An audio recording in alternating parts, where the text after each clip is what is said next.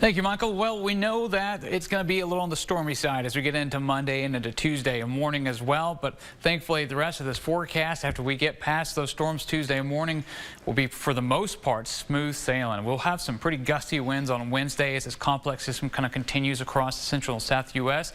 But really, once we get through Tuesday, it'll get a whole heck of a lot better. But let's focus on the most important thing here, a general idea on timing and the kind of storm modes we'll be dealing with starting on Monday. Tomorrow morning, cloudy skies, spotty showers at first. You'll likely start to see more development out toward the west, and it's going to be making its way in toward East Texas. So like I said, late morning into the early afternoon hours, any of these storms develop ahead of this warm front. They're called elevated storms. They're not closer to the surface when they form, so the tornado potential is very low. But since they're forming a little bit higher, it's actually a lot easier for them to form that smaller hail. So we have to kind of keep that out for any sort of commute you're doing, especially to the DFW Metroplex and areas off toward our northwesternmost zones. Now, as we get into the mid part of the afternoon, a lot of spots across our western counties and areas out to the west that are now behind this warm front. Now we're dealing with more warmth and stability. It's a lot easier for those storms to develop along the surface, and that's going to, the overall ingredients, we're going to see a lot of turning in the winds from the surface up to the middle parts of the atmosphere.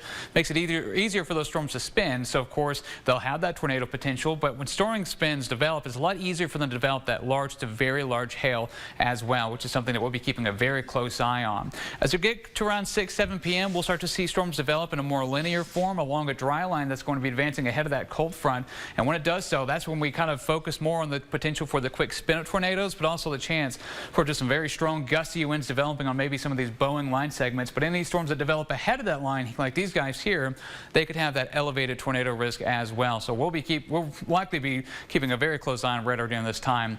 Once we get to around 11 p.m., you're just noticing very heavy rainfall, maybe some hail as well, will begin to track over similar areas for several hours, and this will continue throughout the pre-dawn morning hours. That cold front finally beginning to catch up, and while it will push this moisture out of East Texas, it's also going to help this rain.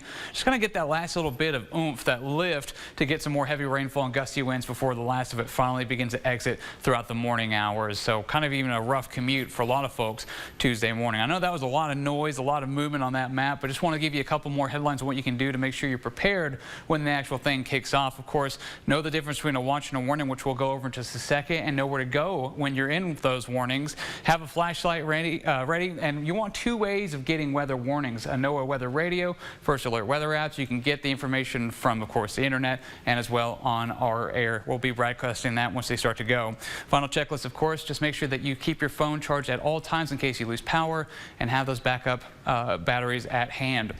For those watches, if we see that severe weather watch issued, it means the ingredients are there and be ready for them to take place at any time. And of course, when you're included in that warning, that means if it's a severe thunderstorm warning in Issa, you'll want to get away from the outer walls and the windows because, you know, hail and wind can blow things through. Yeah. But tornado warnings, as you all know, you want to go in that most interior part of your home, away from the outer walls, and of course, wait until that tornado warning expires. Certainly appreciate that. Of course. Talk with you later.